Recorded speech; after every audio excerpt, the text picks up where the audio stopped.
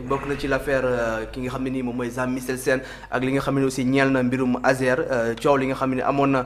diggante Azer ak société boobu la di AEPO loolu nag tax ba Cour suprême daal di tranché daal di annuler la décision de l'ARCOP dans l'affaire opposant l'agence sénégalaise d'électrification rurale bi Azer ak la société AEPO donc loolu aussi nekkoon li nga xam ne nii presque 18 mois ñu ngi ci doon wax ba kii di Thierno Alassane Sall daal di jël dossier boobule demoon na Espagne waaye gis nañ ko récemment mu daal di ànd ak Abdou Nguer daal di wër un peu partout ci Sénégal pour xool les travaux yi nga xam ne nii Azer waroon na ko def te defu ko mbir mi nag kii di Jean-Michel Sène jàpp ne actuellement am na victoire te dans les jours à venir dina def benn point de presse ngir gën see addu Thioune est-ce que mën nañoo confirmer que ne victoire la pour Jean-Michel Sène ak aussi la décision de la Cour suprême la lay révéler véritablement. waaw pour tontu bi ma pour yeggali tontoom. allez-y li laajtam plutôt. bu dee corruption la. C'est article 159. Risque d'emprisonnement, oui, c'est 2 ans à 10 ans. C'est ça. 2 ans à 10 ans. Mais aussi. Bon, ça c'est des conséquences. Par exemple, conséquences juridiques là, mun na jur loolu aussi. Léegi nag ça dépend aussi parce que des fois xam nga radiation procédure administrative la. Par exemple tey suñu nee diw daan nañ ko ci wàllum yoon moom rajowul kenn déedéet c'est l'autorité administrative moom mooy teg procédure pour ñu rajje la mais yoon waxul ne dañ lay rajje mais yoon moo ne suñ la condamné pénalement et définitivement d'accord yow dañ laa war a rajje léegi yoon moom du moom may rajowaate léegi ki war a occuper de radiation mooy ministère de l'intérieur donc moom mooy yoon mooy bind ministère de l'intérieur ne ko voilà la liste des Sénégalais condamnés pour tel fait définitivement léegi dans ce cas ministre de l'Intérieur moom xam na lan la yoon wax ci Sénégalais yu ñu condamné et dans ce cas ministre de l'Intérieur moom mooy def léegi ça veut dire que l'autorité de l'administration pénitentiaire le directeur bu ñu daanee élément am alors il y a eu ce qu'on appelle il y a plutôt ay règlement yi prévoir lii su dalee sama agent lan laa war a def administrativement parce que nag bu doon loolu am na ñoo xamante ni c'est des agents de l'État et bu ñu leen condamné dañuy delluwaat dem jàngale am na des enseignants qui ont été condamnés d'accord après bu ñu paree dem nañ jàngale xam nga rajewuñu leen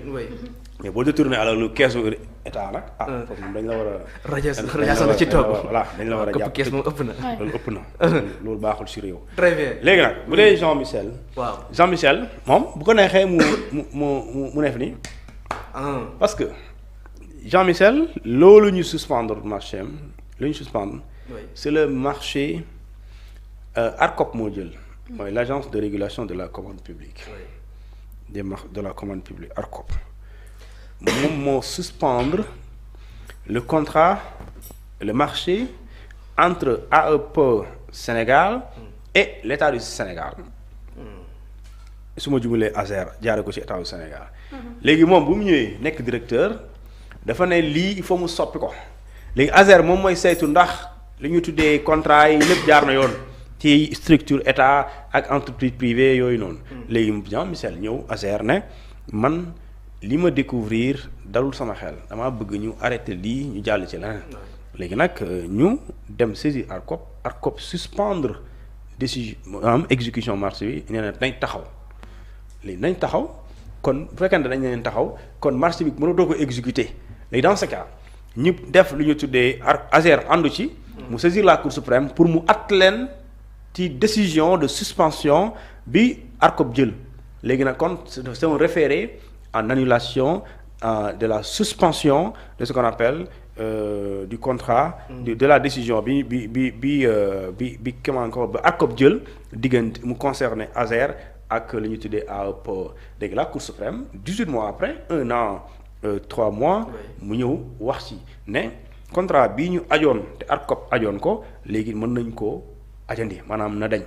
léegi ça veut dire que bu dee mën na dañ et Jean-Michel dafa bëggoon mu continuer ça veut dire que Jean-Michel mën na jàpp ne man jox nañ ma carte blanche pour ma doxal léegi nag loolu moo tax muy crier victoire léegi nag les jours à venir comme ni mu ko waxee nee na day def conférence de presse alors moom nee na dafa am lu tax mu justifier dafa am luy justifier le pourquoi ñu bëgg ñu négocier les contrats alors là à ce niveau il doit revenir aux Sénégalais les expliquer quels sont les avantages que le peuple sénégalais tire à partir des négociations qui ont eu lieu parce que nee na li ñu fi fekkoon dañ doon gonfler affaire yi dañoo surfacturer et suñ ko surfacturer dafay servir à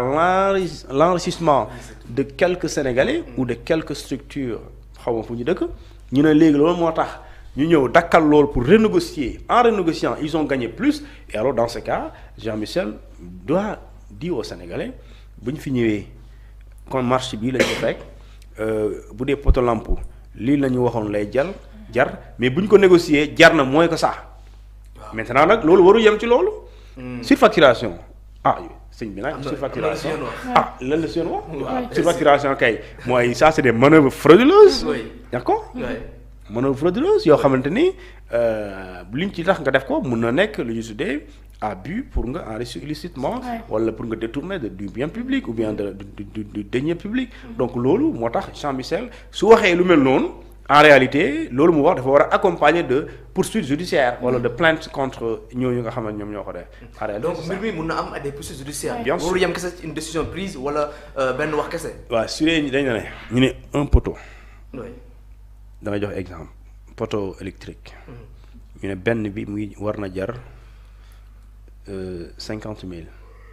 en principe ñu ne war na jar 50 000 ñu gis ne. am na ku ñu joxoon marché bi moom nee na da ko naroon jaayee 500 000 te même qualité la même poteau la même marque la supposons ñoo yem taille ñoo yem lépp waaye kii nee na 50 000 la koy jaay kii nee na 500 000 léegi yow nga découvrir ne lu ñu la naroon jaay 500 000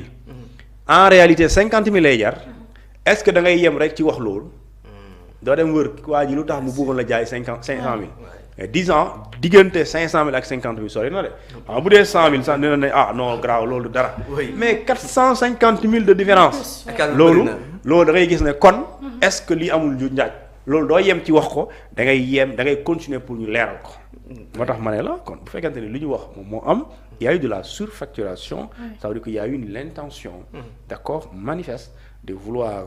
détourner de l'argent wala nga légaliser ay mbir parce que nag il y a une manière de légaliser des opérations tey su ma nee soo nekkee agent de l'État créer benn marché parce que sans les documents trésor de la fay nga créer un marché fictif nga am lu ñu tuddee les factures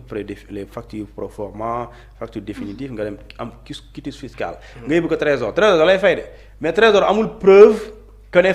marché bii ñu tax ñu lay fay amul preuve ne